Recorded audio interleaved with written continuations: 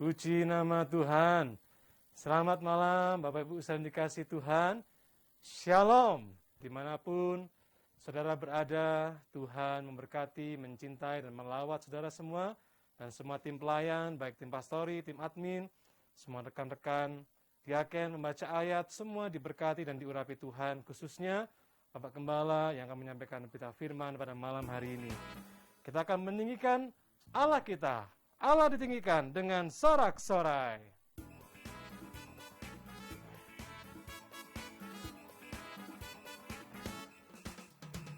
Allah ditinggikan dengan sorak-sorai.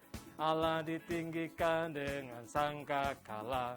Allah ditinggikan dengan sorak-sorai. Bersoraklah bagi Tuhan. Bersoraklah bagi Tuhan. Biar sangkakala, biar sangkakala berbunyi. Tepuk tangan puji Tuhan. Allah diagungkan, Allah diagungkan, Allah diagungkan tinggi. Allah ditinggikan dengan sorak-sorai. Allah ditinggikan dengan sangkakala. Allah ditinggikan dengan sorak-sorai. Bersoraklah bagi Tuhan. Bersoraklah bagi Tuhan. Biar sangkakala berbunyi. Tepuk tangan puji Tuhan. Allah diagungkan, Allah diagungkan, Allah diagungkan tinggi. Allah ditinggikan, Allah ditinggikan dengan sorak-sorai. Allah ditinggikan dengan sangkakala.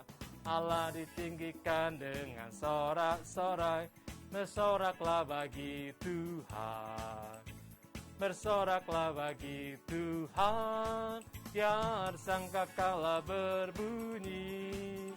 Tepuk tangan puji Tuhan. Allah diagungkan, Allah diagungkan, Allah diagungkan tinggi. Biar sangkakala berbunyi. Tepuk tangan puji Tuhan. Allah diagungkan, Allah diagungkan, Allah diagungkan tinggi.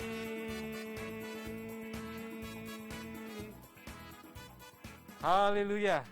Biarlah Allah ditinggikan dengan pujian dan penyembahan kita, terlebih dengan ucapan syukur yang naik dari hati kita masing-masing. Puji Tuhan, kita akan masuk lebih dalam lagi, kita akan pujikan. Hanya dekat kasih-Mu Bapa, jiwa kami merasakan ketentraman. Haleluya. Hanya dekat kasih-Mu Bapa, jiwaku pun tentram. Engkau menerimaku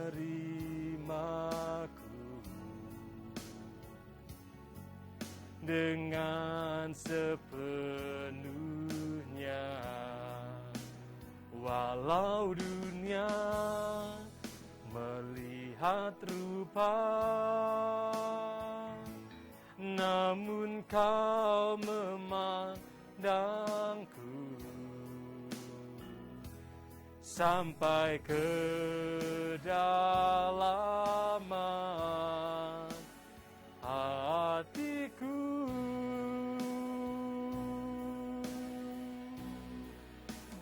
Tuhan, inilah yang ku tahu.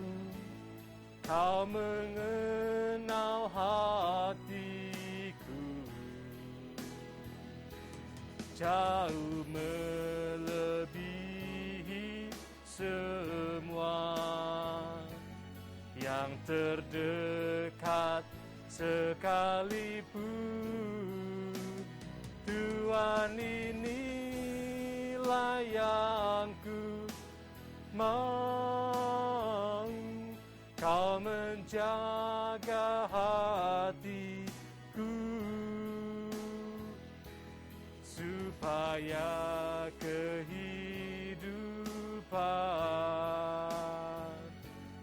memancar senantiasa. Hanya dekat kasih-Mu Bapa, hanya dekat kasih-Mu Bapa. Jiwaku pun tentram, Engkau menerimaku dengan sepenuhnya. Walau dunia melihat rupa, namun Kau memandangku sampai kedalaman hatiku. Tuhan, inilah yang ku mau. Tuhan, inilah yang ku tahu. Kau mengenal hatiku,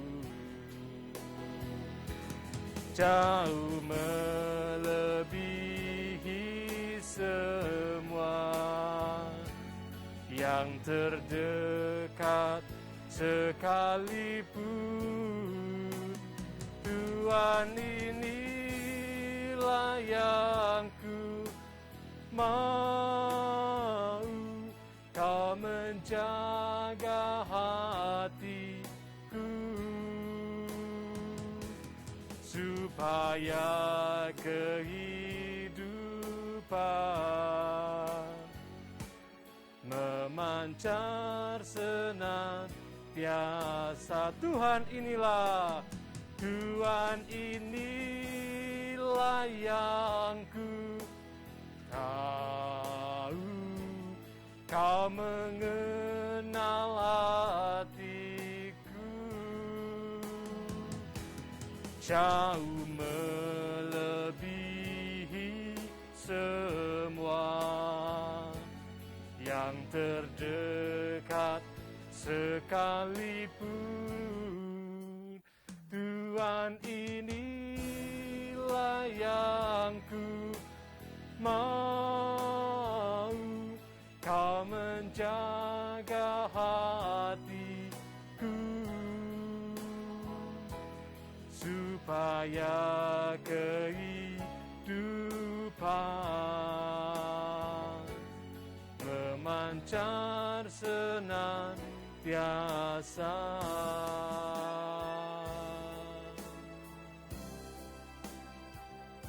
Di nama Tuhan, doa pembukaan saya serahkan kepada diaken yang bertugas. Yesus, terima kasih Tuhan atas berkat-Mu. Kalau Tuhan sudah kumpulkan kami di ibadah PA malam hari ini Tuhan. Tuhan berkati jalannya ibadah malam hari ini dari awal pertengahan hingga akhirnya dalam kuasa tangan Tuhan.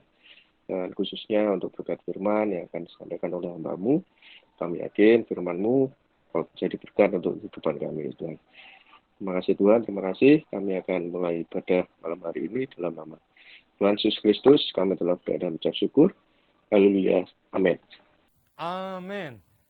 Terima kasih Diaken Rio Saputra untuk doa yang saya dinaikkan bagi kita di awal ibadah ini. Dan mari saya dikasih Tuhan, kita berikan salam ke kanan kiri kita, boleh berikan senyum, ya.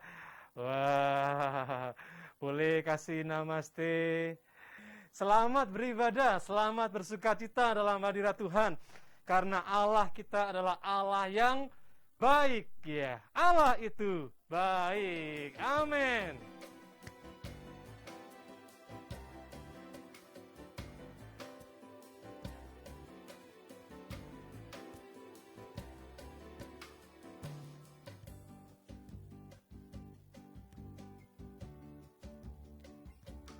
Allah itu baik, sungguh baik bagiku.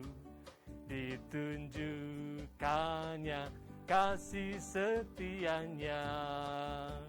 Dia menyediakan yang ku perlukan, menyatakan kebaikan menyatakan kebaikan, menyatakan kebaikannya padaku. Kasih setianya tak pernah berubah, dulu, sekarang, dan selamanya. Ajaiblah kuasa dalam namanya, Yesusku luar biasa. Allah itu baik, Allah itu baik, sungguh baik bagiku.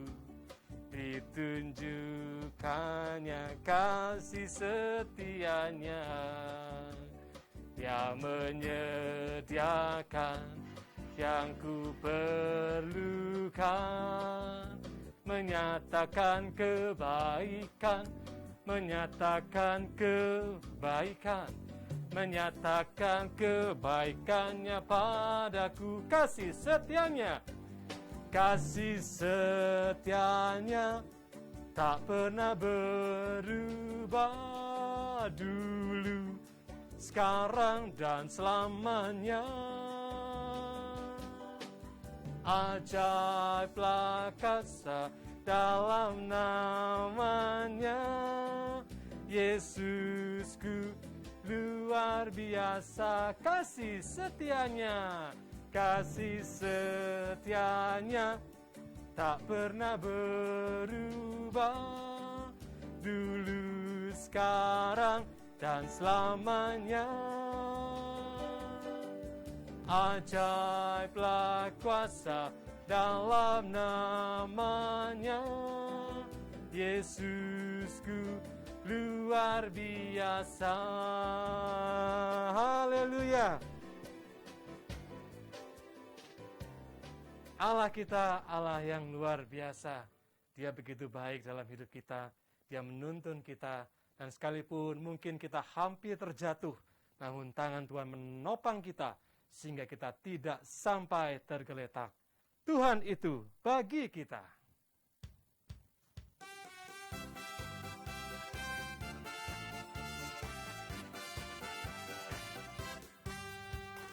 Tuhan itu bagi kita tempat perlindungan dan kekuatan. Tuhan itu bagi kita tempat perlindungan dan kekuatan, sebagai penolong dalam kesesakan sangat terbukti. Sebagai penolong dalam kesesakan sangat terbukti.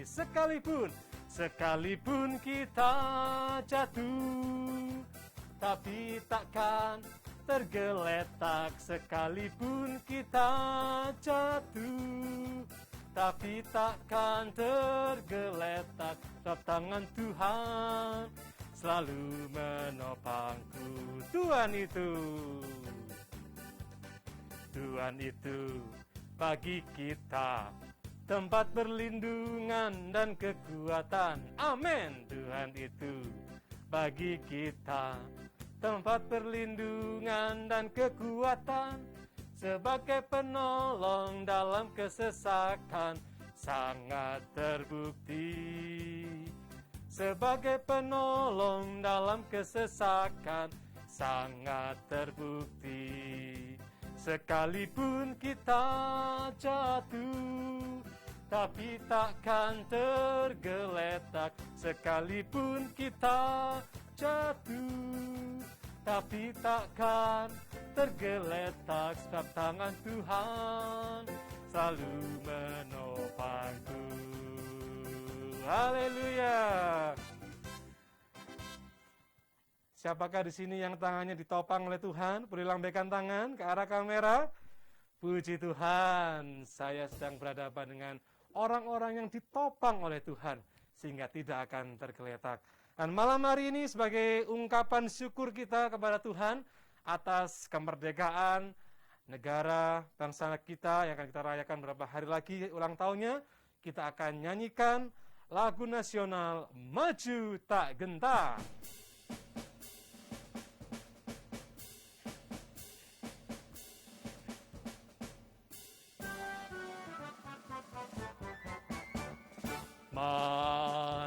tak gentar membela yang benar. Maju tak gentar, hak kita diserang. Maju serentak mengusir penyerang. Maju serentak, tentu kita menang. Bergerak, bergerak, serentak, serentak, menerkam, menerjang, terkam. Tak gentar, tak gentar, menyerang, menyerang, majulah, majulah, menang. Maju tak gentar, maju tak gentar, membela yang benar. Maju tak gentar, hak kita diserang. Maju serentak, mengusir penyerang. Maju serentak, tentu kita menang. Bergerak, bergerak, serentak, serentak, menerkam, menerjang, terkam. Tak gentar, tak gentar, menyerang, menyerang, majulah, majulah, menang. Haleluya, maju tak gentar. Dan kita bersyukur kita boleh menikmati kemerdekaan dari jasa para pahlawan yang sudah mendahului kita. Dan terlebih kita mau belajar menghargai keselamatan anugerah Tuhan yang Tuhan sudah kerjakan dalam kehidupan kita. Dan malam hari ini kita akan sambut firman-Nya, kasih-Nya melalui pemberitaan firman pada malam hari ini. Kita buka hati kita bersama-sama, kita pujikan Bapa Surgawi.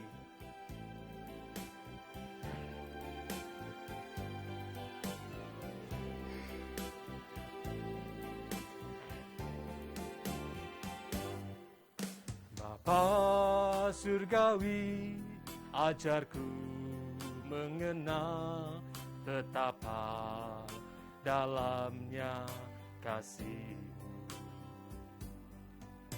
Bapa Surgawi, buatku mengerti betapa kasih-Mu padaku. Semua yang terjadi, semua yang terjadi di dalam hidupku, ajarku menyadari Kau selalu sertaku. Beri hatiku selalu bersyukur padamu, karena rencanamu indah bagiku. Bapa Surgawi,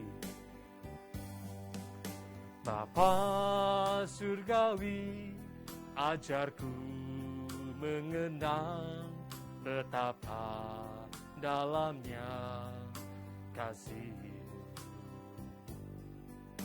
Bapa Surgawi, buatku mengerti betapa kasih-Mu padaku. Semua yang terjadi, semua yang terjadi di dalam hidupku, ajarku menyadari Kau selalu sertaku.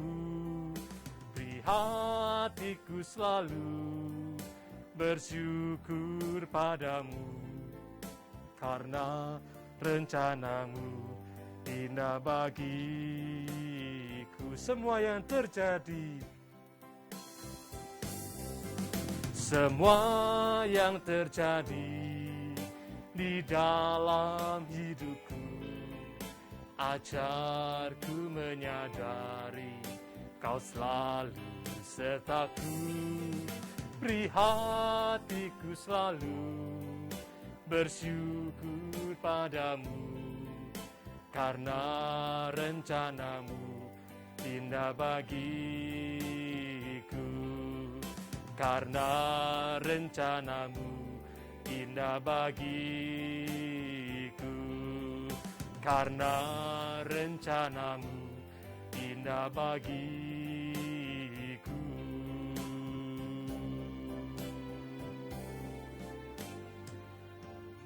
Untuk doa firman Tuhan, saya serahkan kepada diaken yang bertugas. Tuhan Yesus, terima kasih Tuhan untuk kasih kemurahan Tuhan yang Tuhan sudah limpahkan bagi kami semua. Malam hari ini Tuhan, sungguh kami bersyukur karena Tuhan sudah berikan kami semua kesempatan untuk kami memuji, memuliakan nama Tuhan. Biarlah puji-pujian kami menjadi persembahan yang berkenan di hadirat Tuhan dan menjadi alat kemuliaan bagi nama Tuhan. Dan saatnya Tuhan kami siapkan hati dan kehidupan kami untuk diisi dan dibentuk oleh kebenaran firman Tuhan. Mari ya Tuhan Yesus, berfirmanlah bagi kami semua Tuhan, dan berkati kami Tuhan untuk kami dapat mengerti akan rencana Tuhan di dalam kehidupan kami semua Tuhan.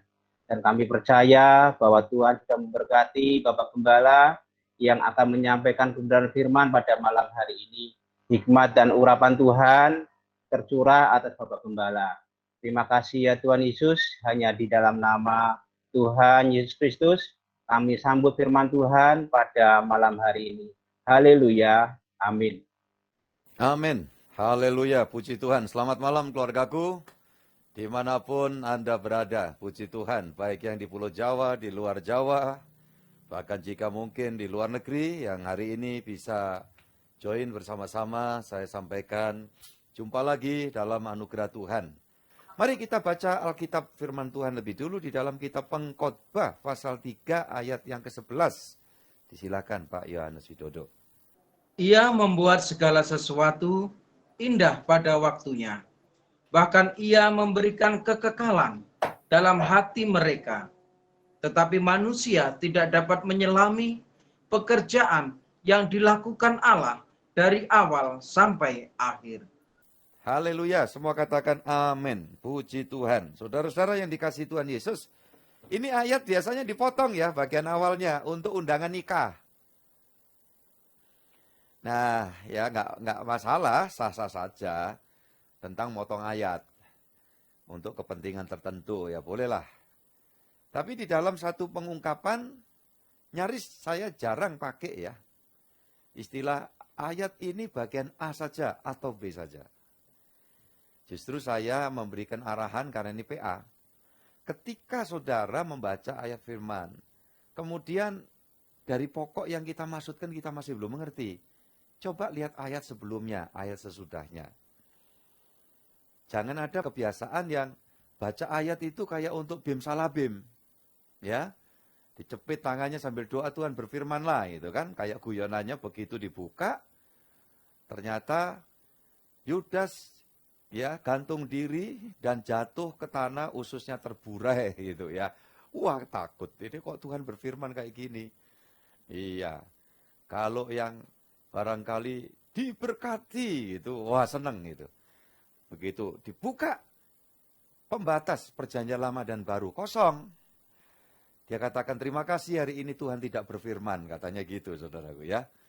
Nah ini adalah omong kosong yang ya, pernah terjadi tentunya. Ya, seperti itu. Untuk itu saya berharap kalau kita tidak mengerti di satu pokok, cari ayat sebelumnya. Ayat sesudahnya. Kalau perlu baca satu perikop. Kebiasaan potong ayat itu adalah kebiasaan orang-orang yang ya masih belum dibukakan pikirannya.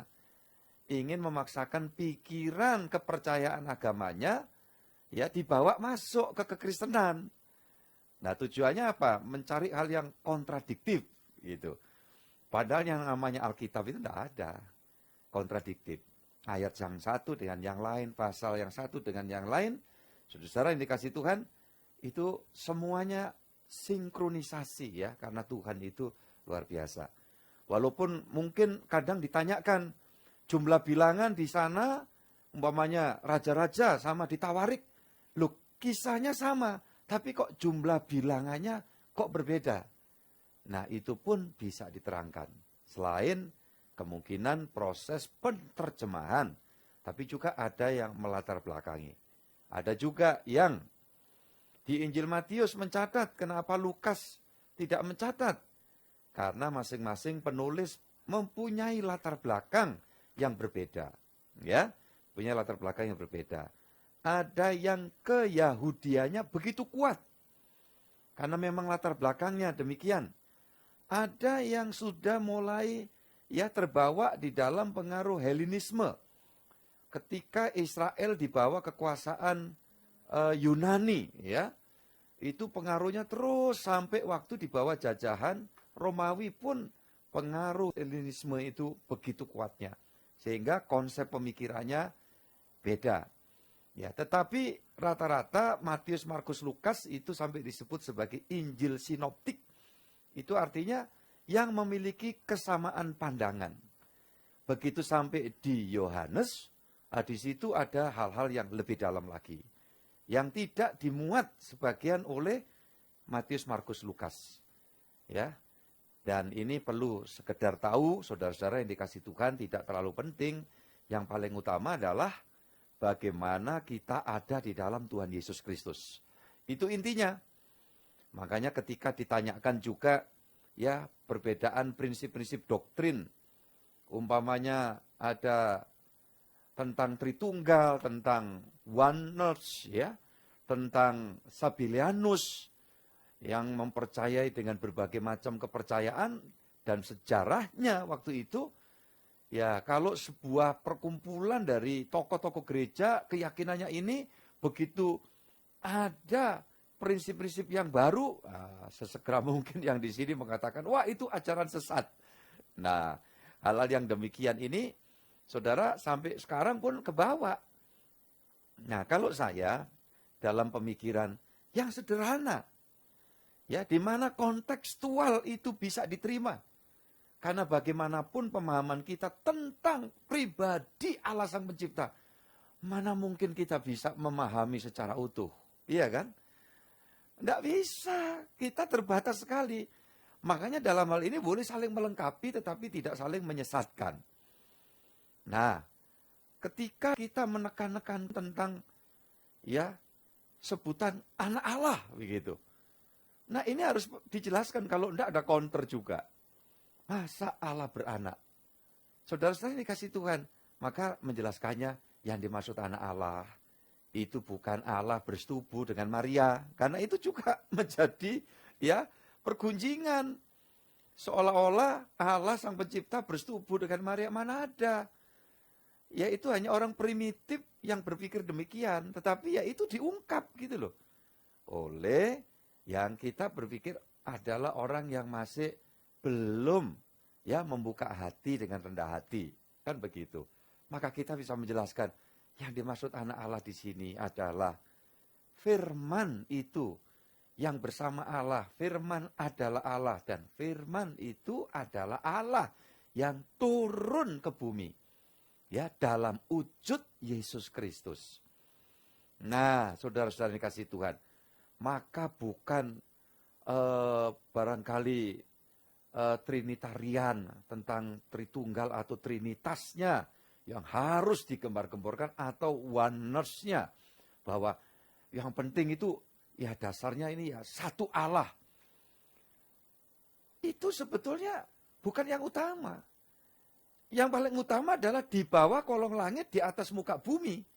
Tidak ada nama lain yang di dalamnya kamu beroleh selamat kecuali dalam nama siapa? Tolong sebutkan.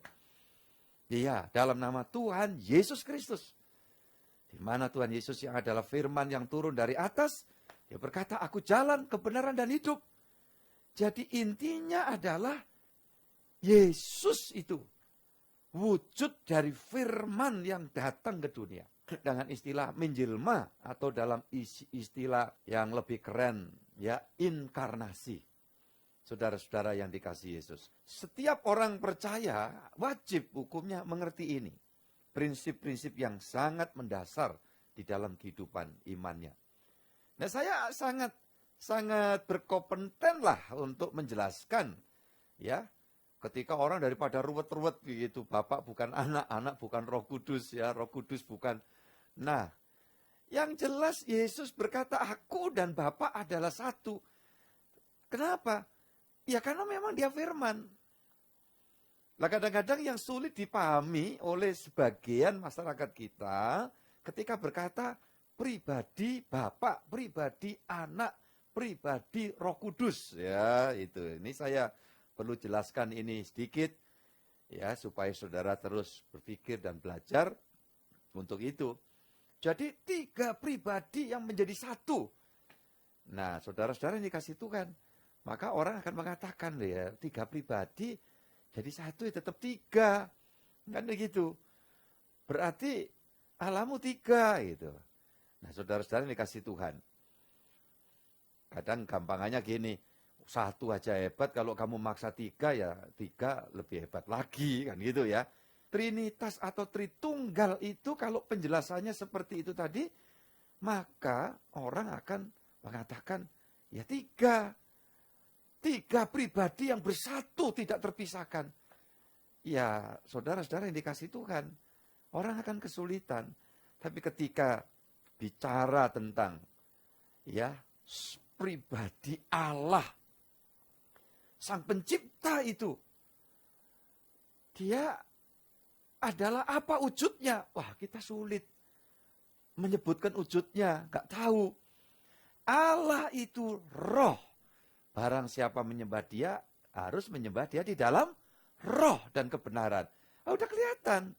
Berarti, ya, pribadi Allah itu adalah roh yang melingkupi seluruh jagat raya ini. Jadi saudara-saudara yang dikasihi Tuhan, maka pribadi yang roh itu adalah pribadi yang berfirman dari mulanya. Setiap firman yang dikatakan, ya, firman itu berucap, jadilah yang dari tidak ada menjadi ada.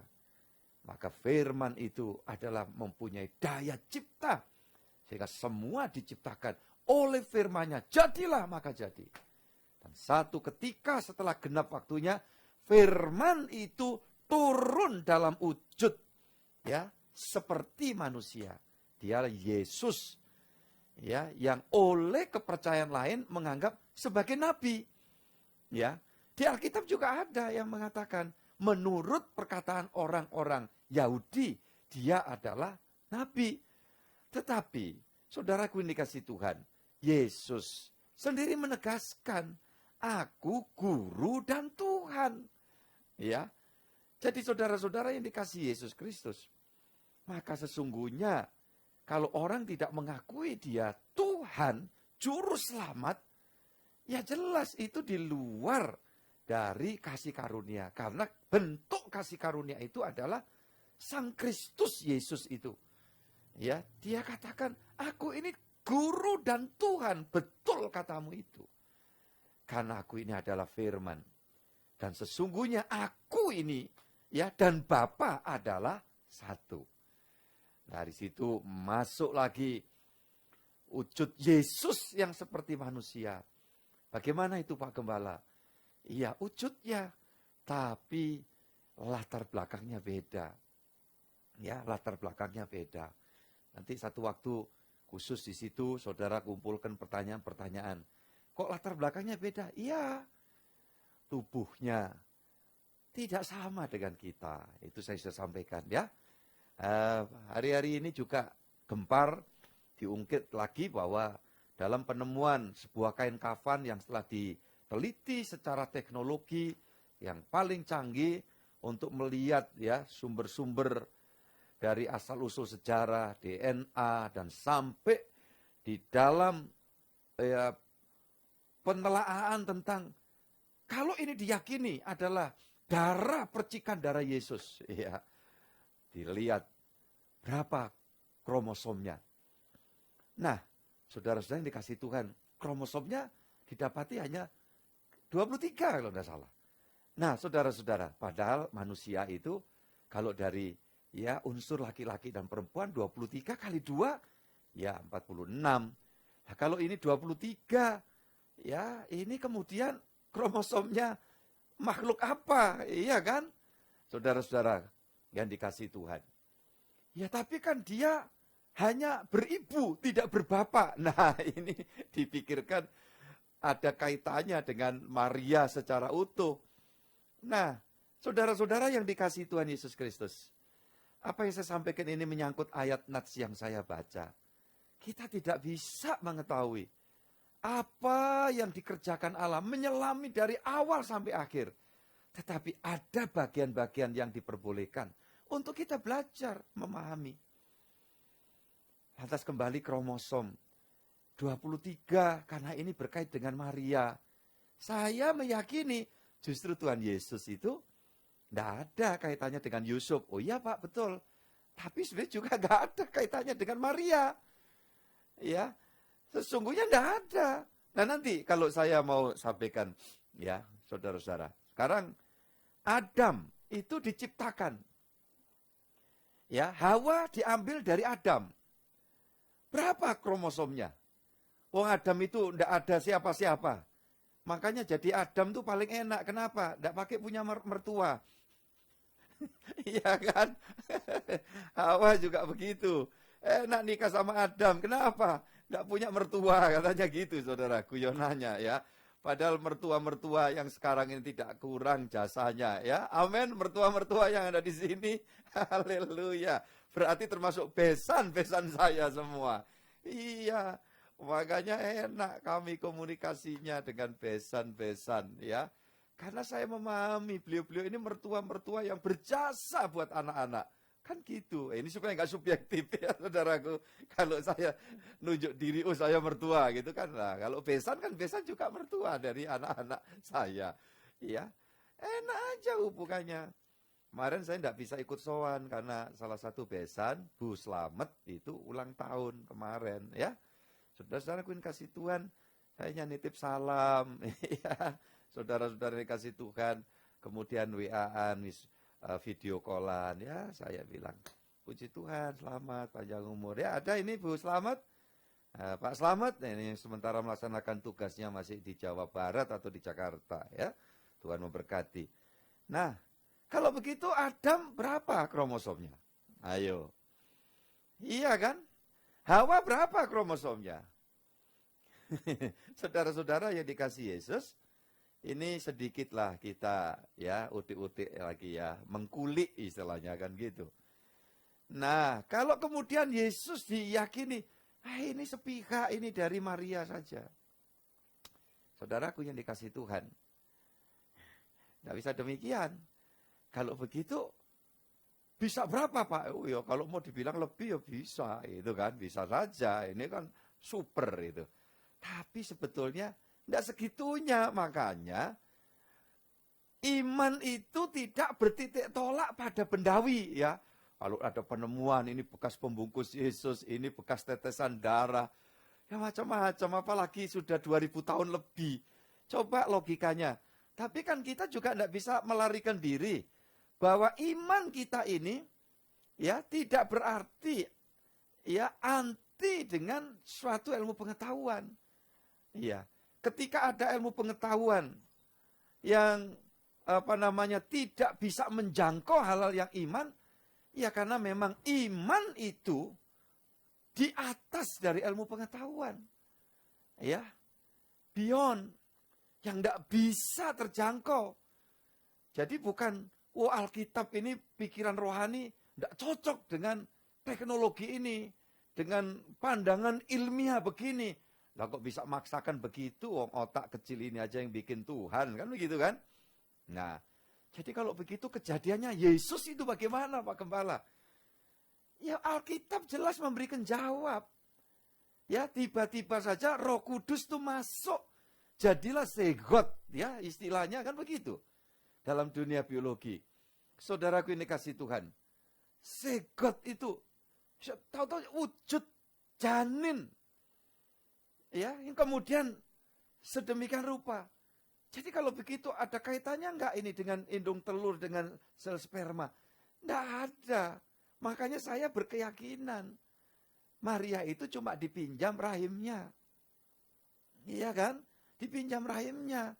Karena janji Allah. Nanti akan ada permusuhan ular itu ya iblis dengan anak dari perempuan. Anak perempuan itu bukan anaknya Hawa, tapi anak dari Maria, kan gitu. Nah, jelas-jelas Alkitab memberitahu, jangan takut Yusuf, engkau mengambil Maria menjadi istrimu karena dia mengandung dari Roh Kudus. Makanya kalau bahasa saya belum pernah diungkap oleh teman-teman pendeta. Masuknya Roh Kudus ke dalam bagian hidupnya Maria lewat mana? Kan gitu. Ya kan, ini saya kasih introduction untuk pemikiran-pemikiran saudara semua, bagi yang nanti akan mengikuti YouTube ya ketika ini diupload ya. Ya, tidak perlu menjadi perdebatan, saya juga tidak suka debat. Dalam kesederhanaan saya, memberikan pemikiran, Roh Kudus masuknya lewat mana, nggak bisa dijelaskan. Ketika mengapa ya bayi itu dalam proses persalinannya ya lewat jalan bayi itu karena ya benih itu masuknya juga lewat jalan yang sama. Nah sekarang kalau Roh Kudus masuknya lewat mana? Nggak bisa dijelaskan. Saya pun juga tidak bisa menjelaskan. Itu sebabnya saya juga berkeyakinan. Tidak perlulah nanti orang bingung ya. Wah ini ajaran baru apa? Tidak buat ajaran baru. Ini pokok pemikiran. Tidak ingin buat dogma saudara ya. Cuma kan menjawab kesimpang siuran. Kadang keilmuan itu berpikir lebih hebat dari hal-hal rohani. Ya, dari Tuhan bahkan gitu loh. Nah ini. Saudara-saudara yang dikasihi Yesus. Nah, begitu Roh Kudus yang nanti itu wujudnya Yesus. Firman itu wujudnya Yesus. Makanya dua ini, Matius bicara Roh Kudus yang datang langsung di dalam kehidupan Maria. Yohanes bicara firman.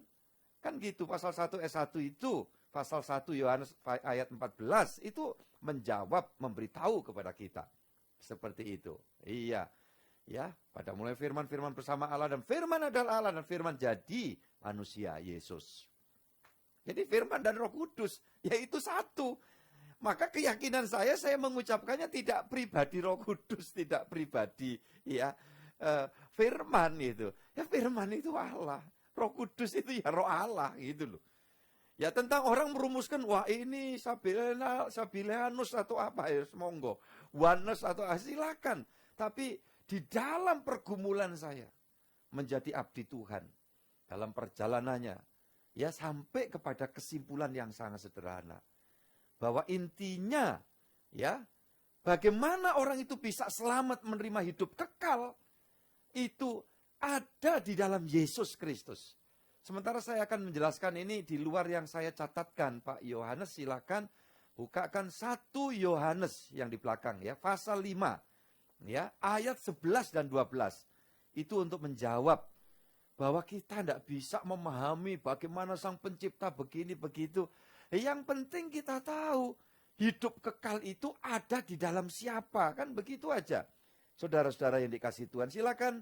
1 Yohanes pasal yang kelima ayat 11 dan 12. Dan inilah kesaksian itu. Allah telah mengaruniakan hidup yang kekal kepada kita. Dan hidup itu ada di dalam anaknya.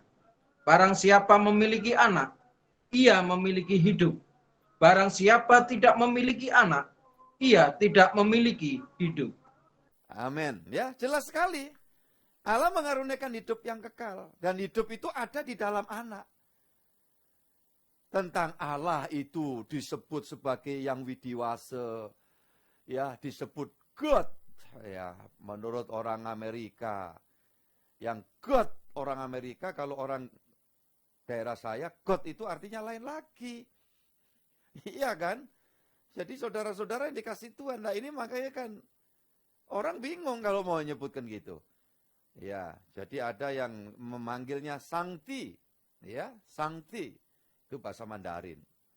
Nah, saudara-saudara yang maha kuasa, Gusti sing Maha Agung, nah itu bahasa Jawa. Nah, apa yang disebut ini tadi menunjuk kepada Sang Pencipta, kemudian dia adalah sumber hidup, dia datang ya di dalam kehadiran anaknya. Anak itu siapa? Yang dimaksud firman. Yang dimaksud Roh Kudus. Yang dikandung di Maria tadi. Datang. Siapa menerima anak?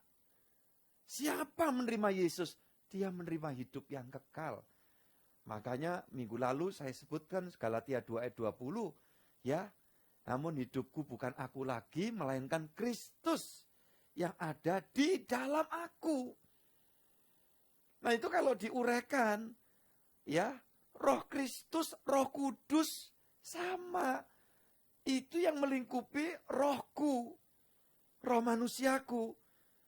Makanya aku sekarang memiliki hidup yang kekal di dalam kekudusan.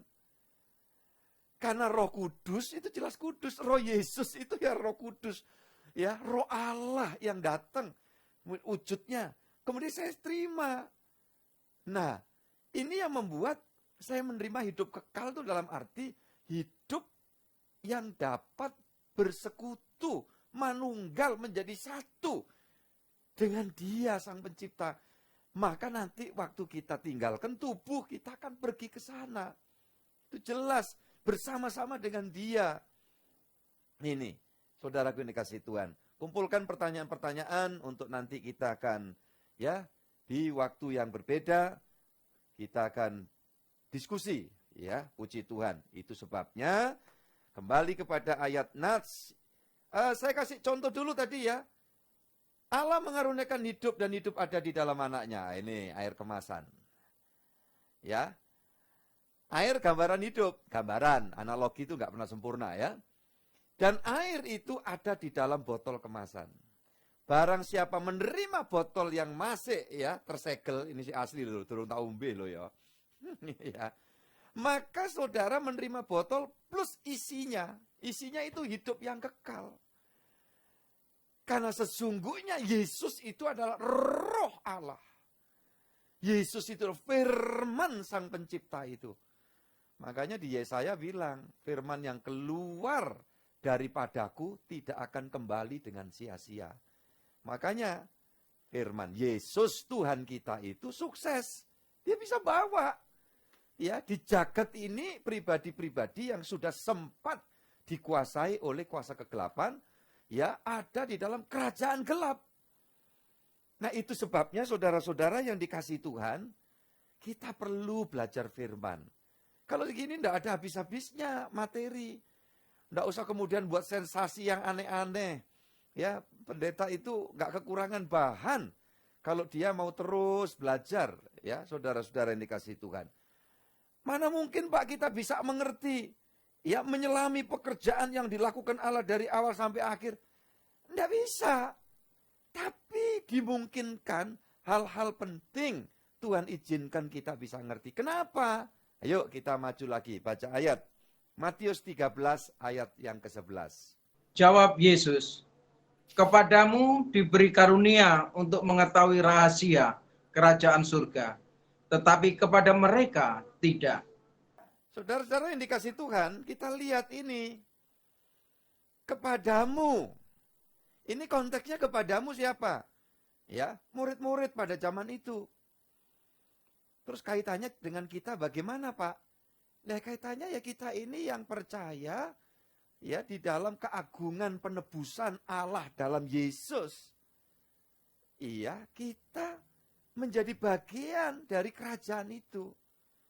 Makanya nanti kalau saudara buka di dalam Injil Matius pasal yang ke-6 ayat yang ke-10 itu salah satu kalimat dalam doa Bapa kami, ya kan? Datanglah kerajaanmu. Nah itu. Jadilah kehendakmu di bumi seperti di sorga. Nah makanya murid-murid waktu itu sudah masuk menjadi bagian dari kerajaan Allah. Tulisannya Paulus banyak sekali bicara bahwa kita yang ada dalam Kristus ini menjadi keluarga Allah, menjadi warga kerajaan Allah. Ada pakai kalimat warga kerajaan sorga, anggota-anggota kerajaan sorga. Nah, nanti itu ada kalimat kerajaan Allah dan kerajaan sorga, ya perlu diurai satu waktu, ya saudara-saudara yang dikasihi Tuhan. Namun kalau secara garis besarnya ya sama aja.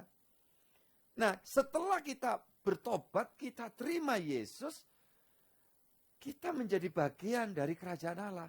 Kok begitu, Pak? Iya, kan sudah pindah dari kerajaan gelap ke dalam kerajaan terang, yaitu kerajaan anaknya, yaitu firman yang menjadi Yesus. Makanya kalau disebut kerajaan Allah, siapa rajanya? Ya Yesus. Raja di atas segala raja, the king of all kings, ya. Saudaraku yang dikasihi Yesus. Dia yang menjadi penguasa dalam jagat raya ini. Nanti coba aja. Waktu kita tutup mata terakhir kan kita langsung bareng sama Tuhan Yesus. Ya, kita bersama dengan Dia. Saudara-saudara yang dikasihi Tuhan, di mana di Firdaus, ya, paradise atau paradiso itu ya suatu keadaan. Jadi tempat bukan dalam arti materi, kayak orang ya bicara tentang istilah sorga, kaitannya dengan heaven ya, terjemahan lain, atau sky. Kalau orang lihat antara sky dengan heaven itu ya beda-beda tipis. Sehingga bisa juga diartikan tuh langit. Makanya kalau istilah sorga, itu juga istilahnya sebenarnya nggak ada dalam Alkitab terjemahan aslinya. Itu sudah bahasa Sanskerta. Ya, swargoluko itulah. Kalau dalam pengertian pewayangan itu, apa itu Pak? Sorga. Nah, saudara-saudara yang dikasih Tuhan. Makanya Eden itu kalau Alkitab memberitahu, Eden itu di mana? Ya di bumi. Karena kerajaan Allah hadir. Di situ menjadi taman Tuhan. Eden itu. Yang pengertiannya sama dengan paradiso. Ya, saudaraku yang dikasih Tuhan. Jadi manusia diusir keluar dari Eden, itu kalau diure secara ya pemaknaan itu, suasana kerajaan Allah itu yang diangkat. Sehingga manusia itu sudah berada di luar Eden. Makanya karena dosa dia di luar Eden. Akhirnya Edan. Ya, masih ingat ya saudara istilah itu. Ya, kalau di luar Eden itu kebanyakan ya bisa Edan. Orang berdosa itu pikirannya udah nggak ngerti ya, nggak bisa belajar memahami apa maksud Tuhan. Makanya maunya itu yang enak tok, yang seneng tok ya. Apa Pak kok tok itu ya, bahasa Maduron itu only gitu loh ya. Jadi saudara-saudara yang dikasih Tuhan, ketika menjadi anak Tuhan, nah kita harus diberi pemahaman, dunia bukan surga. Tetapi ya secara setiap pribadi, secara personal, itu akan mengalami bahwa hidupnya ya menikmati suasana surga. Makanya ada nyanyian kan dulu, lagu lama. Suasana surga turunlah. Ya, lagu itu gampang dinyanyikan. Suasana surga turunlah. Ketika suasana surga turun dalam hati, turun dalam keluarga, turun dalam rumah tangga, turun dalam dunia kerja, dalam bidang usaha kita, maka yang dipraktekkan di situ tuntunan surga. Kita menghirup nafas, ya, itu nafas dari Eden, dari paradiso.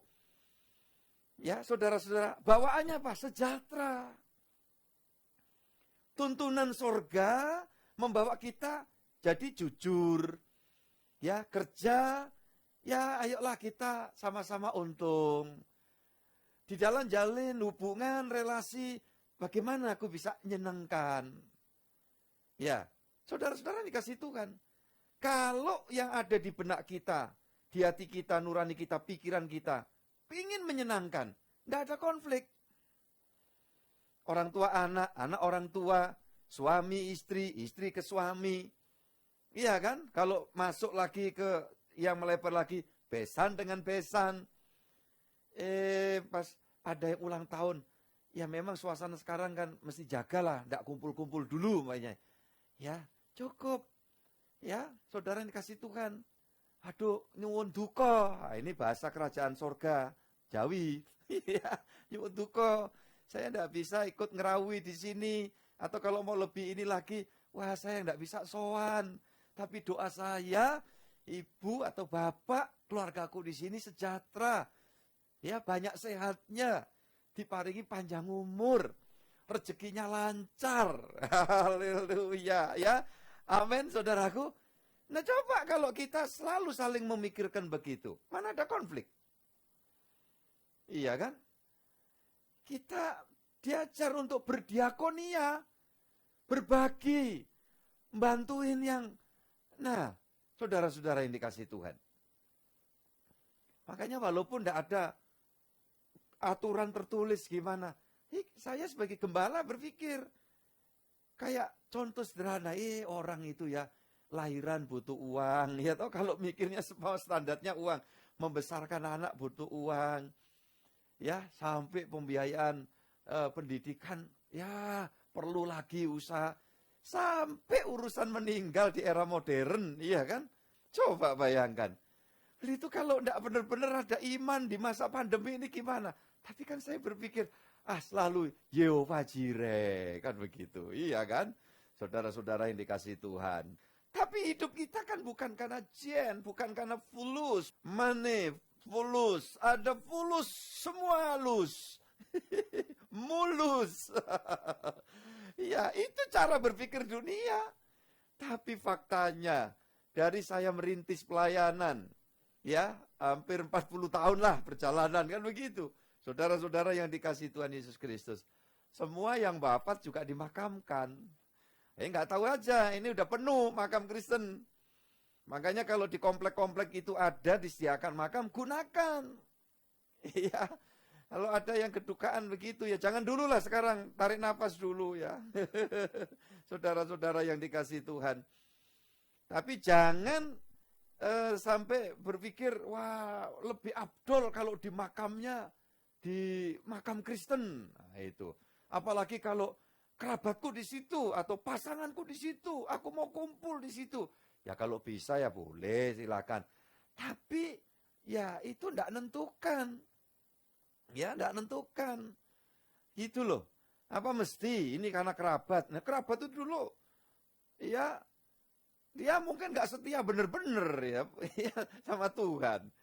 Nah, saudara kasih Tuhan. Kemudian yang ini orang sungguh-sungguh. Walaupun dicampur, ditumpuk, di sananya enggak ketemu. Nah, sekarang saya ungkap dikit. Ini saya potong-potong ya, supaya saudara berpikir, saudara juga belajar nanti satu waktu kalau ada kesempatan bertanya. Ya, atau mungkin WA. Tentang, Pak, orang kalau sudah meninggal di sana, nanti kemudian kita akan ke sana. Yang umpamanya istri duluan, apa suami duluan, atau orang tua duluan, atau anak duluan. Pokoknya itu namanya hidup ini kan misteri. Apa sampai di sana itu, waduh, kita di sini kan kangen, rindu, kayak apa gitu tuh. Apa nanti begitu roh kita sampai di sana itu, ya, kayak itu film adegan yang diperlambat gitu. Hai, suamiku, gitu. Nggak ada lagi. Begitu kita ada di sorga, itu suasana rohani, kesucian, kemuliaan, keagungan, damai, full damai sejahtera. Iya, kayak di dunia ini, orang tuh kalau saking senengnya itu sudah gak kepikiran sampai lupa. Nangis itu ya, nangis terharu, ya kan? Susah juga air mata nangis, memang dasar manusia itu. Lahir nangis, kematian diiringi juga dengan tangisan. Iya kan? Saudaraku, karena ada kelenjar air mata. Nah, jadi saudara-saudara yang dikasihi Tuhan Yesus Kristus, begitu sudah sampai, ya, udah pergi ke sana, saudara-saudara yang dikasihi Tuhan Yesus, udah tidak ada lagi air mata. Nah, tapi kalau orang tanya begini, tapi tahu Pak, kalau itu dulu, oh itu istriku, itu suamiku, itu anakku. Dulu, ya, role-nya waktu di dunia itu tahu. Ya cuma tahu aja, kalau nggak tahu, pingin tahu, itu langsung Tuhan kasih tahu. Itu alam roh, itu kecepatannya, ya komputer kita ini kan baru seperberapanya dari proses percepatan yang ilahi. Ya, saudaraku yang dikasih Tuhan yang ilahi itu. Makanya sebetulnya orang meninggalkan dunia ke Taman Eden. Itu bukan lokasi sebetulnya. Tetapi adalah suatu tempat ilahi, rohani. Yang bisa jauh, bisa dekat. Jauh menurut angan-angan kita. Tapi di dalam dunia roh, di dalam kekuasaan teritorianya Sang Pencipta itu, Orang pergi ke alam maut, Hades atau apa lagi namanya, atau pergi ke paradiso itu sekejap aja. Nah, seperti itu. Jadi saudara-saudara, makanya selama sama-sama masih bisa berfellowship, bisa ya menjalin relasi yang baik di dalam hidup ini, nikmati sebaik-baiknya. Ya, nikmati sebaik-baiknya. Kadang-kadang orang di sini menyepelekan. Harapannya nanti kalau udah waduh kita ketemu lagi di sana umpamanya. Ketemu sih ketemu. Ya, kalau memang betul-betul dia ada di dalam warga kerajaan sorga. Tapi masalahnya, saudara yang dikasih Tuhan untuk di sana, itu tidak ada lagi. Terus, yang-yangan itu tidak ada. Ya, saudara yang dikasih Tuhan, ngerti? Yang-yangan ora? Indohi, ora ada, nggak ada. Di sana itu tidak ada, ya di sini nih yang ada. Makanya nikmati. Jangan sepelekan satu waktu ya, ini ngomongnya dari Jawa Timuran. Ya, tanpa kau pikirkan bahwa yang di sebelahmu tidur tuh pagi esok tidak bangun lagi. Nangis, ya cuma tangisan aja. Ya, kenapa dulu-dulu aku kok nggak mencintaimu sungguh-sungguh. Iya, terus denger ada ya soundtrack lagunya. Terlambat sudah kau datang padaku. Itu, ya saudara-saudara yang dikasih Yesus. Buat apa? Seperti itu ya, jangan. Justru nikmati, bangun hidup yang sungguh-sungguh dalam kehidupan ini. Orang tua anak, anak orang tua. Ya tadi melebarnya sampai besan dengan besan. Terus besan musuhan sama besan, besan satu. Jatuhkan dengan yang lain. Saya imani nggak ada lah. Ya, di Google Meet ini. Nggak tahu kalau sudah turun dari Google. Saudara-saudara yang dikasih Tuhan ya. Coba kalau kita mikir mau nyenengkan gitu, sahabat, teman, dan orang yang melakukan gitu tercatat semua itu di dalam kerajaan sorga ya. Puji Tuhan. Jadi saudara-saudara yang dikasih Tuhan, kalau kita sudah menjadi warga kerajaan sorga, datanglah kerajaanmu. Nah, itu berarti kita ada di dalamnya. Ya. Lanjut saudara-saudara yang dikasih Tuhan. Jangan keluar dari ya suasana kerajaan Allah itu. Kita baca maraton ya, ini waktunya habis. Kita lihat saudara di dalam Pengkhotbah 10 ayat 8. Silakan. Nanti saya jelaskan dikit-dikit aja. Barang siapa menggali lubang akan jatuh ke dalamnya, dan barang siapa mendobrak tembok akan dipagut ular. Jadi kalau saudara dan saya warga kerajaan Allah dikasih tahu toh rahasia kerajaan Allah tadi toh, kepada mereka tidak. Maksudnya apa? Ya kalau yang di luar yang nggak ngerti. Tetapi yang di dalam kerajaan Allah ini ngerti. Makanya kita belajar tentang ya sang sesembahan kita. Kita belajar untuk kita ngertilah maksud Tuhannya sedikit aja. Makanya orang yang begitu sungguh-sungguh belajar, dia bisa menerima.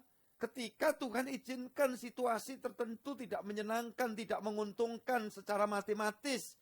Tapi orang kan berkata, iyalah ini Tuhan izinkan pendapatan kurang. Bahkan ini, ya maaf bahasa ekstrimnya, rugi. Tapi aku yakin, kalau nanti Tuhan bekerja kasih kesempatan aku untuk dapat rezeki, tidak mustahil lebih dari yang rugi ini. Tuhan akan limpahkan. Yang setuju katakan amin, saudaraku ini kasih Tuhan. Iya, dalam banyak hal. Kenapa aku ngalami kenyataan hidup seperti ini? Kalau di luar kerajaan Allah akan berkata begini, kenapa kok aku yang harus ngalami? Iya kan? Itu istilah di luar kerajaan Allah. Tapi kalau di dalam kerajaan Allah, orang itu menghembus, menghirup ya energi sorgawi melalui kebenaran firman yang terus kita terima, dia akan berkata, ya memang berat secara manusia, ya tetapi aku tahu di balik ini pasti ada maksud Tuhan yang baik. Yang ngerti katakan amin, saudaraku. Nah itu yang dimaksud indah pada waktunya. Nanti ada banyak hal yang kita masih belum mengerti, itu dirapel sama Tuhan. Ketika kita tiba di sana, kita tahu semua dan kita tidak ada kata lain kecuali syukur Tuhan, terima kasih. Kenapa waktu itu aku tidak mengerti secara utuh, tetapi setelah mengerti itu Tuhan. Nah coba gini ini walaupun bekas pasangan datang, ya bekas anak, bekas orang tua, ya saya anggap bekas ya di sana. Udah enggak terasa lagi, Tuhan, terima kasih. Itu di sorga isinya begitu. Neraka gimana? Sebaliknya. Jadi bukan sorga itu terus, makanya orang Yahudi kan tanya, nanti ada budaya, menikah, terus pasangannya meninggal, masih punya saudara, dinikahi lagi. Itu ada adat juga di suku kita. Ya, salah satu ada yang nikah lagi, sampai 7-7-nya sempat jadi pasangan. Terus ditanya, nanti di sorga yang tetap jadi pasangannya yang mana? Gitu. Nah, ya kan? Lu coba kalau sampai seperti itu, lah bingung nanti. Kalau di sini kan gantian tadi, ya kan? Ini mati, ini muncul, nikah. Ini mati, nikah, ya kan? Terus waktu di sana barengan jejer-jejer 7, saudaraku. Ngopo jejer-jejer itu? Ya. Nah, ya bingung sing endi iki? Tak pek sing iki berik. Ya, kalau ini yang diambil ini berik. Ya. Nah, coba, makanya Yesus katakan, di sorga itu bukan urusan kawin-mawin. Lagi 7 aja udah bingung. Puji Tuhan ya. Jadi ini saya potong juga. Jadi pokok pemikiran. Masih ada ayat lagi, silakan Pak Yohanes Widodo. Jangan keluar ya dari kerajaan itu, nanti dipagut ular. Nah, apa? Setan itu. Jangan. Makanya kalau kita ada di kerjaan, di rumah, di mana, tetap ya kita terus diisi dengan prinsip-prinsip Tuhan. Ya kita sudah di sorga. Itu yang saya bilang, Firdaus itu ya sementara ini masuk ke kita. Tapi kalau kita tinggalkan tubuh, kita masuk ke Firdaus. Ya, jadi begitu. Sekarang Firdaus masuk saya, tetapi yang akan datang saya masuk Firdaus. Jadi ini hakikatnya seperti itu. Makanya saudara-saudara yang dikasih Tuhan, ayo di dalam ajaran Tuhan itu kasih sayangi. Ya, anak-anak terhadap orang tua. Ada budaya yang sampai meninggal itu harus dihormati, di kuburannya dibawakan macam-macam, yaitu budaya di luar kekristenan. Ya, silakan, saya tidak mencela, itu keyakinannya. Tetapi ketika saudara tahu ya bahwa begitu orang meninggal sudah putus hubungan, ya bukan dengan nyamuk, ya dengan kita, ya dengan nyamuk juga, ya. Jadi saudara-saudara yang dikasihi Yesus Kristus itu langsung berurusan dengan Tuhan, kitanya yang masih di sini. Nah, makanya saya nasihati gini, berbakti kepada orang tua, jangan nunggu kalau sudah jadi kuburan. Ya makanya saya salut ada orang-orang yang memperjuangkan begini untuk kepulihan, kesehatan orang tuanya dan sebagainya, ya, macam-macam. Nah itu bagus. Perkara akhirnya diobati kok justru meninggal. Itu bukan terus, wah, enggak beruntung, salah. Yang sudah dilakukan anak-anak, dilakukan istri atau dilakukan suami, semua tercatat itu di hadapan Tuhan. Ya, sedangkan yang meninggal dalam Tuhan itu untung. Saya katakan berkali-kali jauh lebih untung, jauh lebih bahagia, jauh lebih bersyukur. Benar, saudara-saudara yang dikasih Tuhan. Udah nanti tunggu tanggal mainnya lah ya. Kalau kita mau menerawang terlalu jauh gimana, udah. Juga nggak usah iri. Wah, kalau sudah untung seperti itu, wah enak ya Pak. Iya. Saya kapan Pak? Nah itu masalahnya ya. Rahasia ilahi. Ya saudara-saudara yang dikasih Tuhan. Nggak usah iri makanya kalau ada ya saudaramu yang sudah pergi ke sana. Ya nanti kebagian lah. Pokoknya pasti kebagian. Saya tidak mendahului Tuhan. Tetapi saya bilang pasti semua kebagian. Setuju nggak? Saudara yang dikasih kebagian apa? Sorga dong, paradiso, ya kan?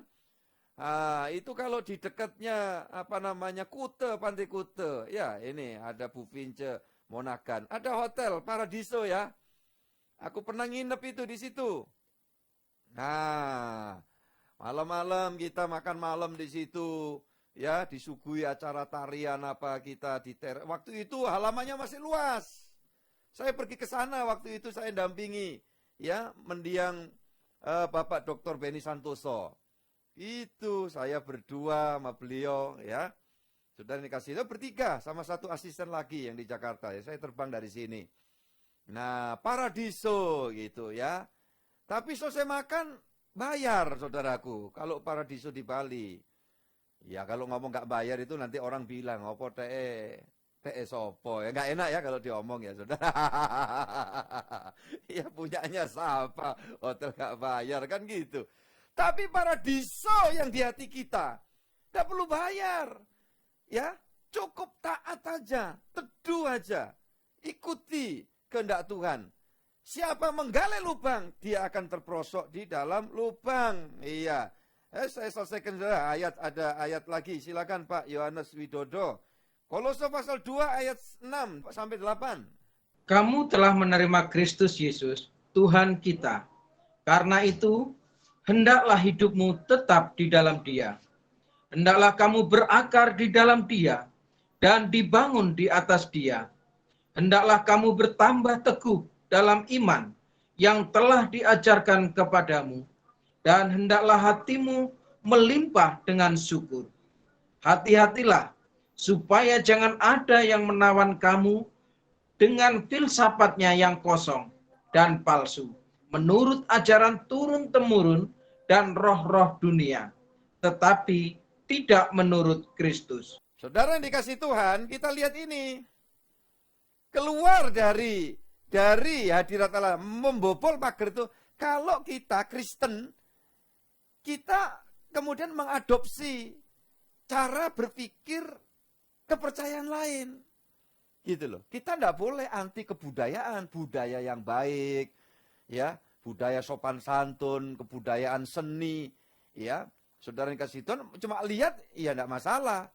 Kan ada itu yang pakai permainan, pakai masuk kuasa-kuasa lain, ya kan.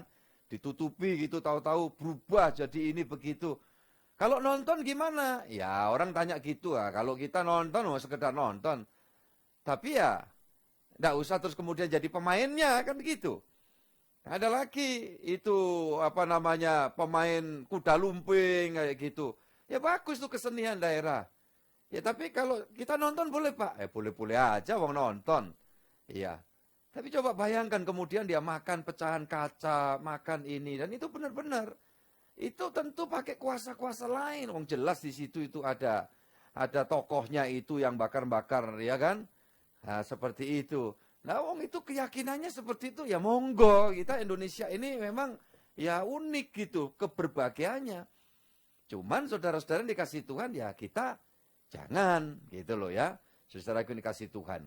Nah, tetapi apa? Culture yang baik, tuntunan yang baik. Berbakti kepada orang tua. Ya umpamanya. Bukankah itu ajaran ada di Alkitab? Itu seolah-olah pewahyuan umum, ya, yang ada di dalam dunia ini. Ya, taat, nurut. Jangan masukkan filsafat yang kosong. Nah, itu berarti keluar gitu loh. Jadi keluar dari paradiso itu ketika kita membiarkan ya prinsip-prinsip lain itu masuk. Makanya kan saya streng banget lah. Ketika ada orang cerita, wah di makamnya si Anu, karena itu orang terhormat, orang yang dikasih. Ada sinar mencorong di kuburan. Ya mungkin memang ada lightingnya di kuburan itu, karena bayarnya mahal. Bisa aja ada lampu ya sorotnya begitu. Tapi kalau terus kemudian enggak, itu ada dari sana itu. Wah ini penyesat saya bilang. Bertobat. Ya itu mau sok-sokan supaya kelihatan heboh gitu ya, dianggap punya indra wijaya. Itu yang punya indra wijaya itu cuma Yeni anakku. Iya loh. Indra kesekian gitu ya. Jangan masukkan itu. Jadi orang yang masukkan itu ibaratnya bobol tembok, bobol pagar ya, melompat tembok dia akan dipagut ular. Di balik semua filsafat yang kosong itu kuasa lain. Gitu loh, saudaraku. Ketika ada tuntunan hikmat, ya, sopan santun dan sebagainya, ya, yang umum, yang wajar, Alkitab ngajarkan, oke. Kenapa enggak? Makanya saya, dengan kebudayaan saya, orang asli wilayah, ya, di mana saya tinggal, dan budaya, itu yang muda ketemu yang tua, itu pegang tangan cium. Ya, saya lakukan sekalipun saya pendeta. Ya, ketika masih ada yang mewakili ibu saya, itu tante saya yang setahun yang lalu, hari yang bersamaan waktu itu, ya, menerima panggilan yang maha kuasa beliaunya itu, saudaraku ini kasih Tuhan. Ya itu kalau jumpa, saya cium tangan, saya tunduk begini. Nah saudara, kenapa enggak? Enggak ada masalah. Itu kan cuman hal yang fisik. Ya, cuman kadang-kadang itu dinilai oleh budaya yang berbeda. Ya, mungkin beda. Ini kalau budaya Batak sana nyambut orang tuh dengan tarian tortor kan. Nah, saya pernah diajari sama Olwin ini mana? Ya, Olwin Huta Barat. Puji Tuhan. Nah, gini. Terus kemudian mukanya orang yang terhormat tadi diginiin. Gini. Lah itu kalau di Jawa diukur kan, ini anak-anak muda obok-obok raine uang tua kan gitu ya. Saudara-saudara yang kasih Tuhan. Tapi di sana itu budayanya begitu. Inilah budaya. Kalau gitu-gitu enggak ada masalah. Kenapa enggak? Tapi kalau mau berangkat keluar pulau, berangkat keluar kota, mesti ke makam ya, sujud di sana ya, minta restu dari almarhum atau almarhumah. Nah, itu bukan budaya kita ya. Oke. Jadi jangan masukkan filsafat-filsafat yang kosong. 2 Korintus 2 ayat 11. Supaya iblis jangan beroleh keuntungan atas kita, sebab kita tahu apa maksudnya. Nah ini, ya sudah, itu jelas, gak usah diurai ya. Jadi kita harus tetap di dalam tembok paradiso ini. Itu. Maka apapun yang terjadi dalam guncangan-guncangan dunia, nggak terlalu terpengaruh lah. Kata anak muda istri sekarang, nggak ngaruh buat aku. Itu. Orang khawatir, orang cemas, nggak ngaruh. Ini nanti pandemi, alah sudah pokoknya kita prokes. Ya, jaga jarak. Ya, sebisa mungkin nggak ada di kerumunan. Kan gitu aja. Walaupun kerjanya memang harus melibatkan orang banyak di situ. Tetap jaga. Mana-mana bawa hand sanitizer. Iya kan? Tadi ada yang ngerjakan benahi AC di kamar saya. Waktu mau masuk, saya bilang, Mas izin dulu ya, tak semprot. Oh iya Pak. Sudah masuk budaya. Ya kenormalan baru itu, saya semprot ya, saniter itu seluruh badan. Ya, saudara ini kasih Tuhan. Begitu selesai dia ngerjakan kamar, seluruh ruangan setelah saya pel, saya semprot ya, saniter lagi, pegangan-pegangan tangan. Lu gitu, paranoid? Enggak, ngapain paranoid? Iya, tapi itu yang kita perlu lakukan, kita lakukan. Selebihnya nggak usah dipikirin. Gitu. Makanya orang yang saat ini sedang dirawat di rumah sakit, di ruang ICU sekalipun, udah tenang aja. Ya, jangan mikir yang banyak macam-macam, justru gugah hatimu, bangkitkan semangatmu. Aku mau hidup memuliakan Tuhan. Perkara mati, urusan Tuhan. Kan gitu, mati juga untung kan? Iya, kalau gitu kita nggak akan tergoncang. Ayat penutup, ya. Ibrani 12 ayat 28, silakan. Jadi, karena kita menerima kerajaan yang tidak tergoncangkan, marilah kita mengucap syukur dan beribadah kepada Allah menurut cara yang berkenan kepadanya dengan hormat dan takut. Puji Tuhan. Ya, kita ini masuk dalam kerajaan yang tidak tergoncangkan, kerajaan Allah. Loh bukan nanti Pak, enggak ya sekarang ini. Saudara di Jakarta, saudara di Lamongan, saudara di Sumatera, saudara di Papua ya. Dimanapun di Bali, kerajaan Allah. Makanya nggak usah ke bawah. Wah itu di pulau itu banyak kuasa gelap, kuasa apa. Nah saudara datang di situ itu ada dalam pengkawalan Tuhan. Kalau hidup kita beres, ya aman. Pak ekonomi Pak ini dampaknya gini. Mungkin aja itu terjadi secara umum. Tetapi orang benar pasti dipelihara oleh Tuhan. Anak-anaknya tidak akan dibiarkan meminta-minta. Ya, Tuhan janji aku menyertaimu, aku menaungimu, aku menjagaimu sampai pulang ke sorga. Siapapun, ya.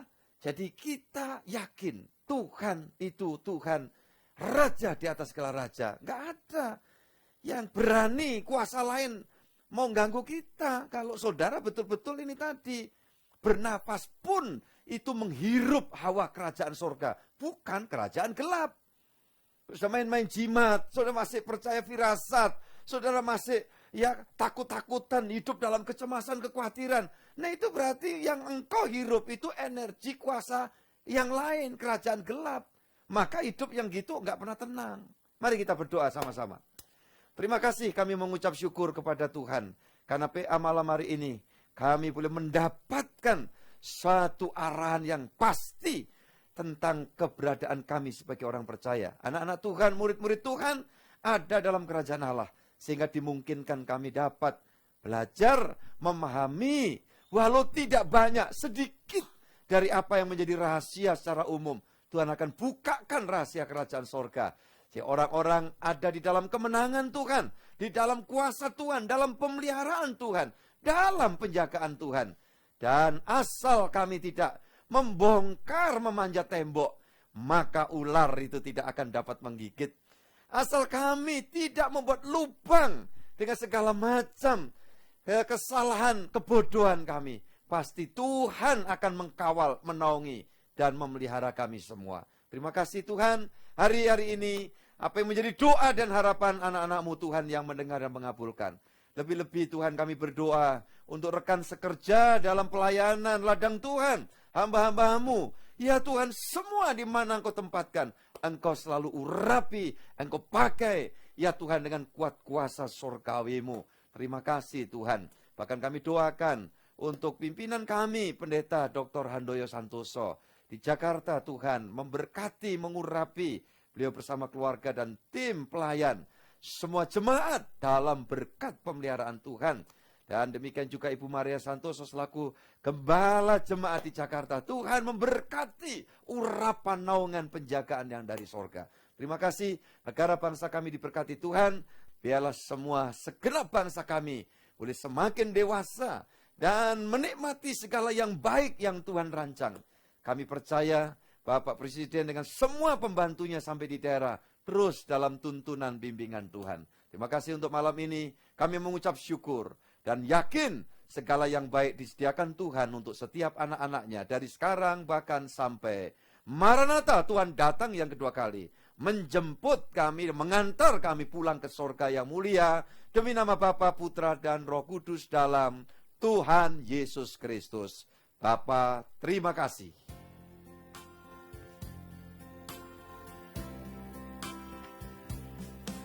Bapa, terima kasih.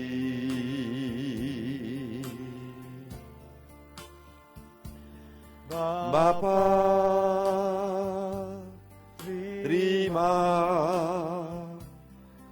kasih.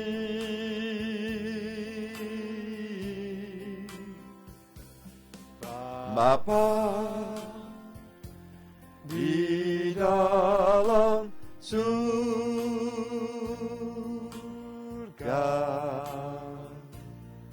syukur, terima kasih.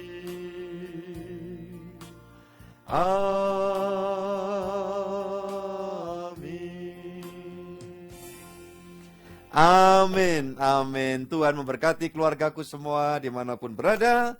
Biarlah selalu sehat dalam penyertaan Tuhan dan kemenangan Tuhan menjadi bagian kita semua.